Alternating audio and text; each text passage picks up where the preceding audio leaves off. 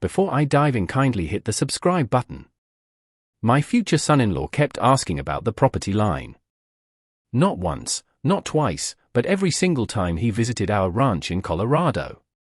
Tyler would stand at the kitchen window, coffee in hand, and stare past the meadow toward the tree line where our land ended. "Where exactly does your property stop, Robert?" he'd ask casually, as if he were just making conversation.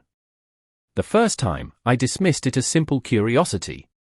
By the fifth time, something in my gut twisted uncomfortably. Claire would laugh it off. "He's just interested in ranch life, Dad. You know how city boys are." But I hadn't spent 40 years as an engineer without learning to recognize patterns, and Tyler's interest followed a concerning one.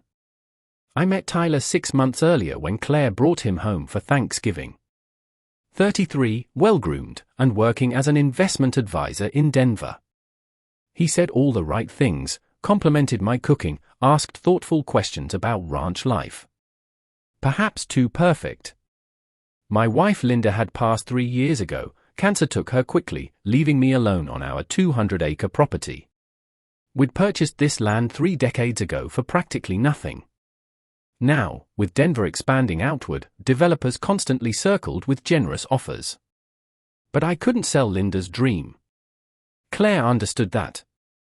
She'd grown up here, helped her mother plant the garden that still bloomed wildly each spring. After losing Linda, Claire checked on me weekly, concerned about my solitude. When she met Tyler at a networking event, I was genuinely happy for her. The engagement happened quickly, for months of dating before Tyler proposed at an upscale Denver restaurant. Claire called me breathless with excitement, and I said everything a father should. Privately, though, I kept thinking about those property line questions. They set the wedding for September at the ranch. Claire wanted to marry where her mother had loved. While Claire worked with planners and caterers, Tyler continued his peculiar inquiries. "We could really open up this ceremony space if we cleared those trees along the western edge," he suggested one Saturday. "Those trees mark the property boundary," I replied. "Right. But how far back does your land actually go?" There it was again. That evening after they left, I examined our property deed. We own 215 acres, purchased in 1994 for $80,000. Now worth over $4 million with development rights. I'd never disclosed the exact value to Claire. She knew we owned the ranch outright and that I had a comfortable retirement, but she remained unaware of my patents from my engineering career, a component used in industrial refrigeration systems that had generated royalties for decades. Between patents and investments, I had accumulated over $8 million. I deliberately lived modestly, driving an older truck, wearing simple clothes, fixing things myself. After watching Linda's cousins destroy their relationships over inheritances, I'd learned money changes people. But Tyler was asking questions that raised red flags. I called my attorney, Margaret, the next morning. "I need you to investigate someone for me." Tyler Hutchinson, investment advisor in Denver. 3 days later, Margaret insisted we meet in person. In her Boulder office, she handed me a folder. Tyler Hutchinson is exactly who he claims to be. Licensed advisor, works for Cordell Financial Group. Clean record. But she produced another document. He's been engaged twice before, both times to women from wealthy families. Both engagements ended abruptly after he'd gained access to family financial information. The pattern was unmistakable. Rebecca Thornton, daughter of a tech CEO. Engagement lasted 5 months, ending 2 weeks after Tyler attended a family meeting about the Thornton estate. Sarah Mitchell, daughter of a real estate developer. Engagement lasted for months, ending after Sarah's father revised his will. "These families don't sue, Robert," Margaret explained. "They pay to make problems disappear quietly." But off-record conversations suggest Tyler asked very specific questions about property transfers and inheritance structures. I felt physically ill. What about Claire? Claire has no significant assets herself. But if Tyler believes she stands to inherit this ranch without knowing its actual value, he might be gambling on future assets. Or Or he's researched me and knows more than he's letting on. Margaret recommended confronting Claire, but I hesitated. She was so happy. What if I destroyed her relationship over suspicions? I needed certainty. That weekend, Tyler approached me on the porch. "Robert, got a minute?" I wanted to discuss something. He sat down with practiced concern. "Look, I know this might be sensitive, but Claire and I have been discussing finances. Have you considered estate planning? Making sure everything's properly set up for Claire." My blood ran cold, but I maintained a neutral expression. "I have a will." "That's great, but with property like this, you might want to consider a trust, more tax efficient." "I'd be happy to help, no charge." "And Robert, at your age, you should think about long-term care planning. If something happens, who's going to manage this place?" It was the same script he'd likely used with his previous targets. I decided to play along. "You make a good point. Let's sit down next week and you can explain these strategies to me." Tyler's eyes lit up. "Absolutely. I'll bring some materials." After he left, I arranged professional surveillance through a private investigator named Patricia. Within a week, she obtained Tyler's communications and meeting schedules through strategic investigation. She called me one Tuesday evening in August. "Mr. Caldwell, you need to hear this."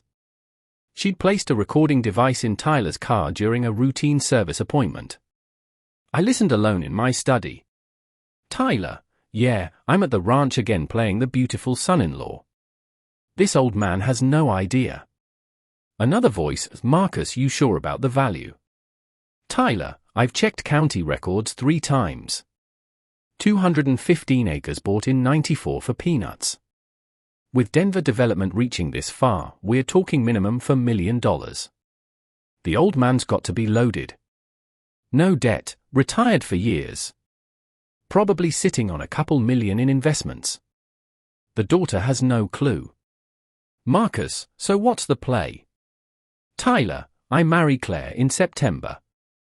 Spend the first year being the perfect husband and son-in-law.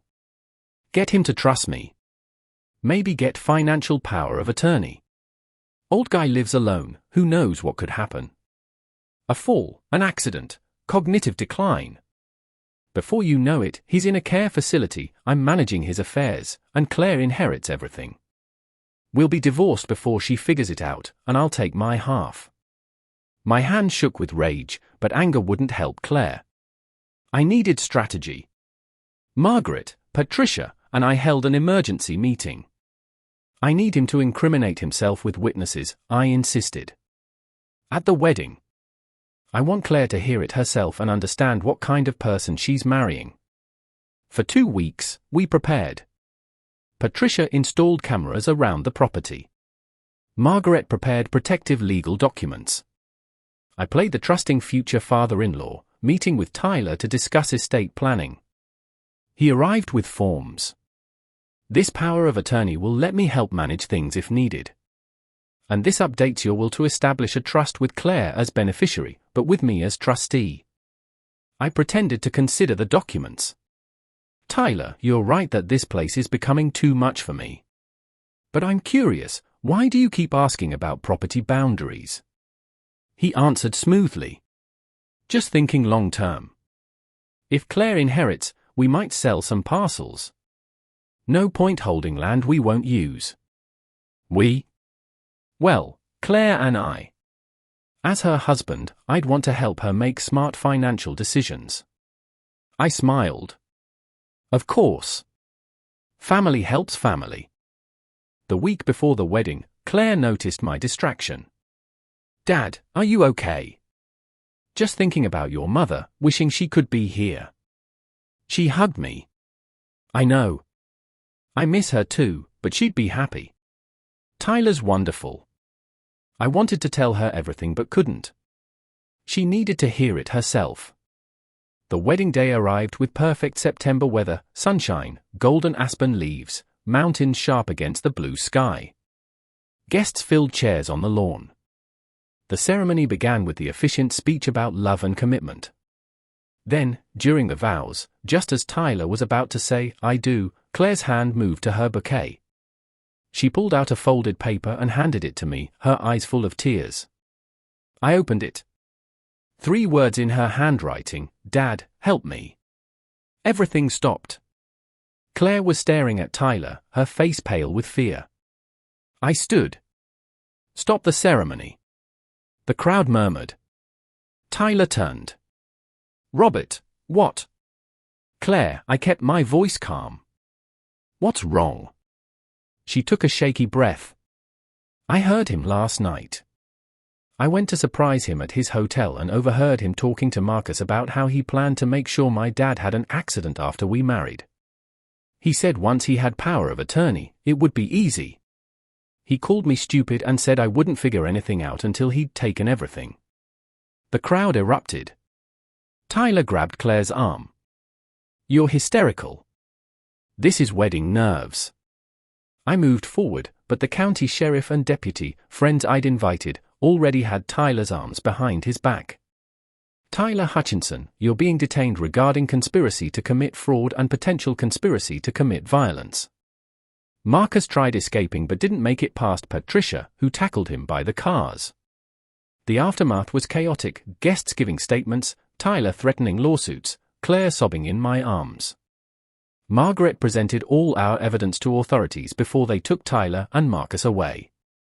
As guests dispersed, Claire and I sat on the porch steps in our wedding attire, watching the sunset. "I'm sorry, Dad," she said quietly. "I've known for 2 days."